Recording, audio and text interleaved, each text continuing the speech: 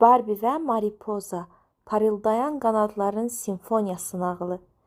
Gecənin ən tünd qara rəngi belə Floodford sahillərinə çatanda çəhrayı bir parıltıya çevrilirdi.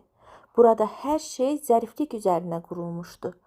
Amma Mariposa fərqli idi. Onun qanadları digər pərilənki kimi parlaq naxışlı deyil, sanki ulduz tozuna batırılmış tünd bənövşəyi və qızılı rənglərin qarışığı idi. Mariposa kitabxananın eyvanında oturub göy üzünə baxırdı.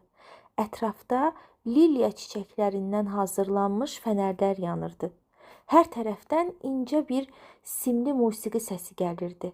Bu küləyin kəpənək qanadlarına toxunarkən çıxardığı səs idi.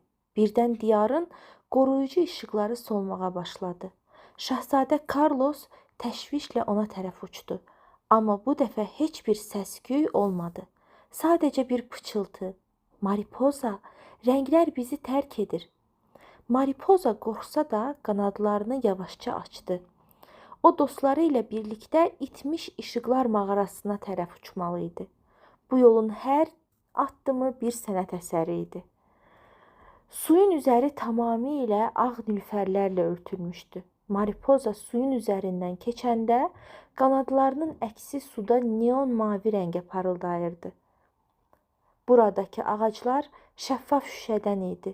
Kəpənəklər uçduqca onların rəngləri kristallara dəyib minlərlə göy qurşağına parçalanırdı. Çünki bura kristal meşə idi. Mağaranın dərinliyində Mariposa bir həqiqəti anladı. İşığı geri qaytarmaq üçün parlaq olmaq yox, özün olmaq lazımdır.